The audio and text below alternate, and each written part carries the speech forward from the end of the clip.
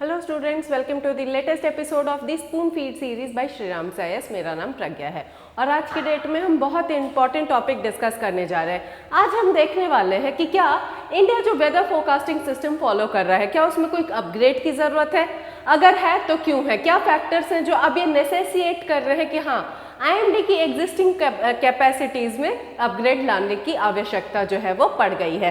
तो टाइमलाइन देख लेते हैं आज के अपने इस डिस्कशन का। सबसे पहले हम लोग देखेंगे पहले क्या सिचुएशन थी, कैसे प्रेडिक्शंस होते थे, फिर इम्प्रूव कैसे हुई सिचुएशन, आईएमडी कैसे एक बेटर प्रेडिक्शन जो है अब देने लगा है। फिर हम देखेंगे कि साइंस क्या है वेदर फोरकास्टिंग के, अनसर्टेनिटीज क्या है इस वेदर फोरकास्टिंग के साइंस में। फिर हम लोग देखेंगे कि एक्चुअली बेसिकली क्यों there is a need for an upgrade, क्या ऐसे रीजंस है जिनके कारण अब ये अपग्रेड जो है वो जरूरी हो गया है। इसके बाद हम लोग डिस्कस करेंगे अपना प्रीवियस प्रैक्टिस क्वेश्चन, फिर हम आज का डिस्कस करेंगे आज का प्रैक्टिस क्वेश्चन। तो चलिए एक नजर डालते हैं खबर पे, न्यूज पे। तो न्यूज ये कह रही है कि हाँ एक आईएमडी जो है इंडिया का वेदर फोरकास्टिंग जो डिपार्टमेंट है, इंडियन मेट्रोलॉजिकल डिपार्टमेंट या वेदर फोरकास्टिंग सिस्टम जो इंडिया फॉलो कर रहा है एज ऑफ नाउ, उसमें एक अपग्रेड की जरूरत है। क्यों है हम लोग डिस्कस करते हैं। तो इससे पहले कि हम लोग ये देखें कि क्यों जरूरत है, पहले ये देखते हैं कि पहले क्या चलता था। तो अगर पहले प्रीवियस सिचुएशन की मैं बात करूं कि पहले के सिचुएशन में क्या चलता था, ठीक है, तो पहले क्या पुराने जमाने के लोग होते थे, कंपास देख के वेदर प्रेडिक्ट कर लेते थे, क्लाउड के मूवमेंट्स देख के वेदर को प्रेडिक्ट कर लेते थे, ठीक है। तो बहुत आसान था, क्योंकि वेदर अचानक से चेंज नहीं करता था।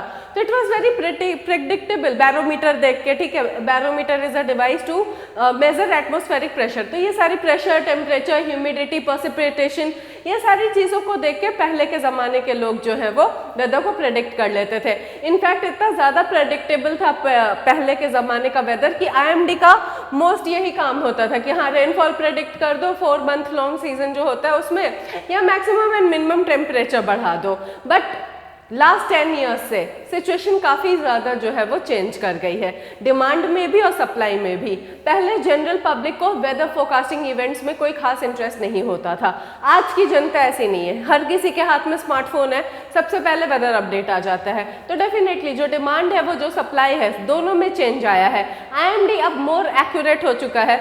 रेनफॉल के साथ साथ जो आप डेली देखेंगे आईएमडी के अपडेट्स आ रहे हैं, उसमें काफ़ी सारा डेटा इन्वॉल्व है जो आपको काफ़ी सारी चीज़ों के बारे में बता रहा है। तो डेफिनेटली जो सिचुएशन है वो पिछले 10 साल में काफ़ी ज़्यादा चेंज हो गई है। और ये पुश कैसे आया, ये पुश आया आपका मॉनसून मिशन से जो 2012 में था, जिसका एम था for improving the long range monsoon forecast that are crucial for the government's economic planning. Not only for the government's economic planning, farmers के लिए भी बहुत क्रूशियल होता है। जो ये हमारा 4 मंथ लॉन्ग मॉनसून पीरियड होता है वो फार्मर्स के लिए भी काफ़ी ज़्यादा क्रूशियल होता है, ठीक है। तो 2013 में आईएमडी की क्रेडिबिलिटी बहुत बढ़ गई जब वो साइक्लोन्स प्रेडिक्ट करने लगा। तो क्या हुआ कि 2013 में साइक्लोन्स की जो प्रेडिक्टेबिलिटी है वो काफ़ी ज़्यादा एक्यूरेट होने लगी। तो पहले कई मौतें हो जाती थी, 100 मौतें हो जाती थी, अब ये चीज़ें काफ़ी कम हो गई। आईएमडी एग्जैक्टली प्रेडिक्ट कर देता है कि कब साइक्लोन आएगा, रिहैबिलिटेशन वर्क चालू हो जाता है। तो लोगों का जो ट्रस्ट है आईएमडी में वो काफ़ी ज़्यादा बढ़ने लगा। तो सिचुएशन जो है वो धीरे धीरे करके चेंज होने लगी। अब थोड़ा नज़र डालते हैं कि इसके लिए क्या हमने अपग्रेड किया इंफ्रास्ट्रक्चर में, ठीक है। वेदर फोरकास्टिंग का अगर आप साइंस की बात करें तो it is majorly based on observation and analysis. तो हमने लगा दिए installation of high computing system. अब ये सुपर कंप्यूटर्स क्या करते हैं, ग्लोबल डेटा को एनालाइज करते हैं, ठीक है, छोटा सा मिनी एटमॉस्फेयर बनाते हैं, उसको हमें पता चलता है ये बड़े बड़े डेटा इन सुपर कंप्यूटर्स में फीड होते हैं। Deployment of sophisticated instruments like Doppler radars and development of better computer simulation models. Not only this, हम लोग अब स्पेस में लॉन्च करते हैं अर्थ ऑब्जर्वेशन सैटेलाइट्स।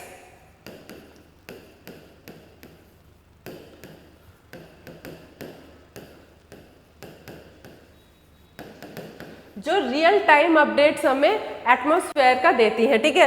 तो ये सारी चीज़ें हमने आईएमडी में इम्प्रूव की, इंफ्रास्ट्रक्चर इम्प्रूव किया, डेफिनेटली उसकी फंक्शनिंग इम्प्रूव की, एक ट्रस्ट फैक्टर आया जनरल पब्लिक में कि हाँ अब रियल टाइम अपडेट्स हमें मिलने जा रहे हैं। तो ये सारी चीज़ें हुई। आगे बढ़ते हैं और देखते हैं कि कौन कौन से इंस्ट्रूमेंट्स हैं जो IMD अब यूज करता है फॉर एक्यूरेट वेदर फोरकास्टिंग। तो ऑटोमेटिक वेदर स्टेशन पहले कितने थे, पहले कितने थे, 675 ही थे। पिछले 10 साल में कैपेसिटी ऑलमोस्ट डबल हो गई है। Then automatic rain gauges, Doppler weather radars, high speed wind speed recorders, upper air observation system, GPS based balloon station, district wise rainfall monitoring schemes, super computers, weather satellites. आप देखेंगे कि data जो है 2024 का जो डेटा है, ठीक है, the source here is IMD itself. तो ये कैपेसिटी काफ़ी ज़्यादा इन्हांस हो गई है। तो वी आर वर्किंग कि हाँ मोर एक्यूरेट प्रेडिक्शंस हम लोग देने की कोशिश कर रहे हैं। IMD जो है इसको देने की कोशिश कर रहा है। अब बात करते हैं कि वेदर फोरकास्टिंग का साइंस क्या है। देखिए दुनिया भर में साइंटिस्ट बैठते हैं जिनको हम लोग वेदर साइंटिस्ट कहते हैं या मेट्रोलॉजिस्ट कहते हैं।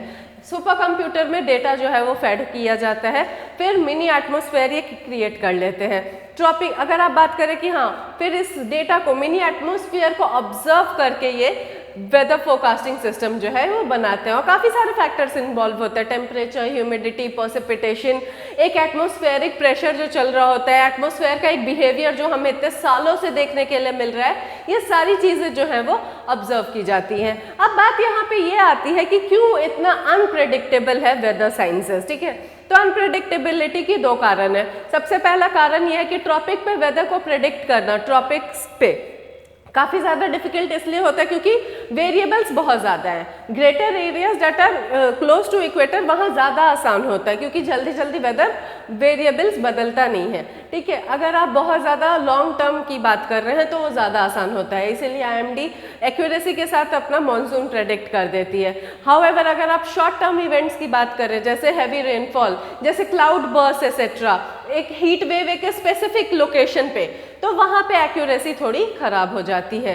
तो IMD की बात करें तो हाँ 97 to 98% एक्यूरेसी है ऑलमोस्ट मॉनसून प्रेडिक्ट करने में IMD की। बट कहाँ पे मॉनसून होने वाला है, कहाँ पे अचानक से क्लाउड बर्स्ट के साथ रेन आने वाला है, कहाँ से अचानक से हीट वेव होने वाली है, जहाँ ये अचानक वहाँ जो इन्वॉल्व हो जाता है ना, वहाँ पे इनकी एक्यूरेसी 80% से भी कम हो जाती है। इसीलिए गवर्नमेंट अब प्लान कर रही है कि एफिशिएंसी बढ़ाई जाए, इसको अपग्रेड किया जाए ताकि मोर एक्यूरेसी के साथ ये वेदर प्रेडिक्ट किया जा सके और लोग जो है इन अनसर्टेन वेदर इवेंट से बच सके। इसका मेजर कारण क्या है? इसका मेजर कारण है क्लाइमेट चेंज। पहले क्लाइमेट चेंज इतना ज़्यादा नहीं था, ठीक है। पहले के ज़माने में क्लाइमेट चेंज जो था वो इतना ज़्यादा इफेक्टिव नहीं था, लोग कम थे, हम लोग इन्वायरमेंट के साथ इतना ज़्यादा छेड़छाड़ नहीं कर रहे थे। But if you talk about climate change, अब जो हम लोग फील कर रहे हैं वो काफ़ी ज़्यादा है। तो क्लाइमेट चेंज ने क्या किया है, इरैटिक कर दिया है काफ़ी ज़्यादा वेदर को, ठीक है। काफ़ी ज़्यादा ऐसे इंसिडेंसेस होने लगे हैं जो पहले सिर्फ 50-100 साल में देखने के लिए ऑब्जर्व किए जाते थे, बट अब वो इतनी हाई फ्रीक्वेंसी पे होने लगे हैं कि अब scientist are getting more involve, कि अब उनको भी समझ में आ रहा है कि नहीं, हमें एक अपग्रेड की तो ज़रूरत है ताकि हम लोगों को इन इरैटिक वेदर इवेंट से भी बचा सके, ठीक है। तो ये सारी अनसर्टेनिटीज़ इन्वॉल्व होती हैं और इसीलिए ये क्या होता है कि मतलब बात की जा रही है गवर्नमेंट के द्वारा कि हाँ IMD की एग्जिस्टिंग कैपेबिलिटीज़ में हमें एक अपडेट लाने की ज़रूरत है। तो IMD जो है वो करेंटली फोरकास्ट करता है over a 12 kilometre into 12 kilometre area पे। ये larger than most Indian cities का ग्रिड है। बट क्या यहाँ पे ये है लूप होल है कि वो ये तो प्रिडिक्ट कर लेता है कि कौन सा रेनफॉल कब आने वाला है, ठीक है, रेनफॉल कब आने वाला है, बारिश कब होने वाली है, बट ये प्रिडिक्ट नहीं कर पाता है कि किस सिटी में रेनफॉल आने वाला है। ये तो प्रिडिक्ट कर लेता है कि हाँ बारिश होने वाली है, बट किस सिटी में होगी ये अभी भी IMD प्रिडिक्ट नहीं कर पाता है accurately. Apart from this IMD 3 into 3 kilometre के ग्रिड्स पे भी ट्राई कर रहा है, बट अगर हमें लोकलाइज्ड इवेंट्स प्रिडिक्ट करना है, जैसे लोकल हीट वेव प्रिडिक्ट करनी है, लोकल रेनफॉल प्रिडिक्ट करना है, तो हमें काम करना पड़ेगा 1 इंटू 1 किलोमीटर के एरियाज पे। ये कैपेसिटी अभी IMD के पास एज ऑफ नाउ अवेलेबल नहीं है, इसीलिए लोकलाइज्ड इवेंट प्रिडिक्ट करने में IMD को थोड़ी परेशानी होती है, ठीक है। अगर हीट वेव 24 घंटे पहले आ रहा है तो तब तो प्रिडिक्ट आराम से हो जाएगा। सडनली आ रहा है, जहाँ ये सडनली वाला फैक्टर इन्वॉल्व होता है वहाँ प्रेडिक्शन एक्यूरेट नहीं रह जाती है। ठीक है, तो कोई भी ऐसा इवेंट जो लॉन्ग टर्म के लिए होता है, जो मेजर जोग्राफिकल एरिया के ऊपर कवर्ड होता है, उसको प्रेडिक्ट करना ज़्यादा आसान होता है, उसमें एक्यूरेसी ज़्यादा अच्छी होती है रेदर देन उस इवेंट को प्रेडिक्ट करना जो लोकलाइज्ड हो रहा है। ठीक है, जैसे लैंडस्लाइड्स जो अभी वायनाड के केरला में हुए हैं, उनको प्रेडिक्ट करना थोड़ा डिफिकल्ट था। तो आईएमडी अब इस चीज़ पे काम कर रहा है कि हाँ, मोर लोकलाइज्ड प्रेडिक्शंस कैसे दे सकता है वो। आगे बढ़ते हैं। अब बात ये आ जाती है कि आईएमडी की कैपेसिटीज़ में क्या क्या इंप्रूवमेंट की ज़रूरत है इस चीज़ को लाने के लिए। तो सबसे पहला हम लोग को इंडियन वेदर सिस्टम की ज़रूरत है।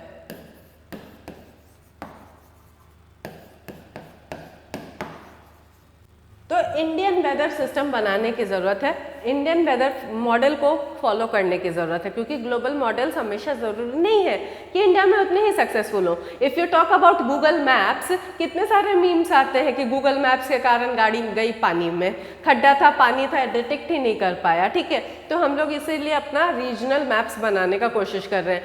तो आईएमडी के साथ गवर्नमेंट भी यही प्लान कर रहे हैं, मेजर अपग्रेड प्लान कर रहे हैं एग्जिस्टिंग कैपेसिटीज़ में। इसके लिए क्या चाहिए, हमें अपना एक लोकल इंडियन वेदर मॉडल चाहिए। We can not rely completely on the global method. ठीक है, इसके बाद हमें ओशन ऑब्जर्वेशन सिस्टम्स चाहिए।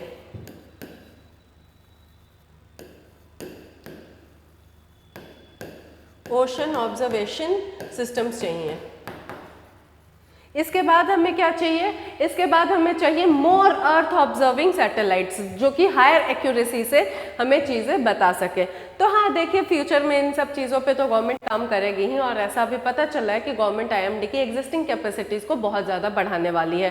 क्यों? क्योंकि जो 50-100 साल में जो इवेंट्स होते थे एक बार, जिनको एटमॉस्फेयर कैच नहीं कर पाता था क्लाइमेट चेंज के कारण, वो इतनी जल्दी हो रहे हैं कि definitely we need to work on our prediction systems as well. तो with this we come to a conclusion of our today session. हमने देखा कि पहले कैसे वेदर को प्रेडिक्ट करा जाता था। पहले जो आईएमडी का रोल था वो इतना ज़्यादा वास्ट नहीं था जनरल पब्लिक के सेंस में। Obviously it was a very important agency, but हाँ, अगर वेदर की बात करें तो सिर्फ रेनफॉल बताना, मिनिमम मैक्सिमम टेम्परेचर बताना, यही रोल था। क्यों इम्प्रूव हुआ, कैसे इम्प्रूव हुआ, हमने ये देखा कि हाँ, साइक्लोन्स जब एक्यूरेटली प्रेडिक्ट करने लगे, अब हर किसी के हाथ में स्मार्टफोन्स है। ठीक है, तो वेदर में इंटरेस्ट जनने लगा लोगों का। अगर आप मेरी बात करें तो मैं तो चेक करके आती हूँ कि भाई वो how is the weather in the city before I venture out. तो मैं तो अपने स्मार्टफोन पे देख लेती हूँ, ठीक है, कि कैसा वेदर है, मैं उस हिसाब से अपना डे प्लान कर लेती हूँ। अगर आप बाहर की कंट्रीज़ में जाएँ, डेवलप्ड कंट्रीज़ में, तो हो सकता है कि वहाँ ऐसा चीज़ करते हैं लोग। ठीक है, फिर हमने ये देखा कि वेदर साइंस क्या होती है, कैसे बड़े बड़े कंप्यूटर में डेटा आता है, फिर उसको एनालाइज किया जाता है, मिनी एटमॉस्फेयर। फिर हमने ये भी देखा कि वेदर प्रेडिक्शन में अनसर्टेनिटीज़ क्या है, कैसे ट्रॉपिक्स पे ज़्यादा डिफिकल्ट होता है, जैसे लोकलाइज्ड इवेंट्स क्यों इतना ज़्यादा डिफिकल्ट होता है उनको एक्यूरेटली प्रेडिक्ट करना, but due to climate change वो इंक्रीज़ कर रहे हैं, क्लाउड बर्स्ट इंक्रीज़ कर रहा है, आपका हीट वेव इंक्रीज़ कर रहा है। फिर हमने देखा कि आईएमडी कैसे काम करता है, किन ग्रिड्स पे काम करता है, और क्या एक्चुअली रिक्वायर्ड है उसको अपग्रेड देने के लिए। तो इन सारे बिंदुओं पे आज हमने चर्चा की है। Now let us see a practice question which I asked you in my previous session, जहां मैं टेलीग्राम के सीईओ के अरेस्ट के बारे में पढ़ा रही थी। तो उस सेशन में मैंने पूछा था कि freedom of speech and expression is protected under which article of the Indian constitution, article 19, 21, 14 या फिर नन ऑफ द अबव। इस क्वेश्चन का सही आंसर है आर्टिकल 19।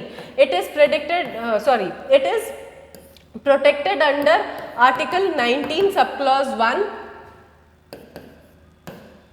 Clause A. ठीक है, तो article 19 sub clause 1 clause A में आपका freedom of speech and expression जो है वो प्रोटेक्टेड है अंडर द इंडियन कॉन्स्टिट्यूशन। अब आज का प्रैक्टिस क्वेश्चन देख लेते हैं हम लोग अपने आज के सेशन में। तो consider the following statements with reference to Indian Meteorological Department.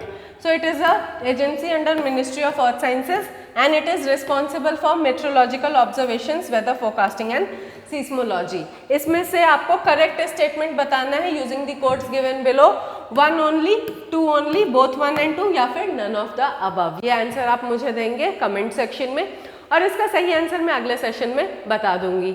हमारा जो इंस्टीट्यूट है वो काफ़ी दिनों से सिविल सर्वेंट्स के सिविल एस्पिरेंट्स के वेलफेयर के लिए काम कर रहा है। डेली हमारा 12:30 बजे स्पून फीड सीरीज आता है और 5 बजे चलती है आपके पॉलिटी की क्लास, जो एकदम फ्री ऑफ कॉस्ट है। तो ये सारे चीज़ों के लिए, ऐसे ही अपडेट्स के लिए जुड़े रहें हमारे चैनल से। लाइक करना ना भूलें, सब्सक्राइब करना ना भूलें और शेयर करना ना भूलें। जिनको भी ज़रूरत है, do share it widely with your friends, ठीक है। एंड अगर आपको वीडियो अच्छा लगा, वीडियो को लाइक ज़रूर करें। कमेंट सेक्शन में कोई भी डाउट है तो you can ask me. Thank you so much guys.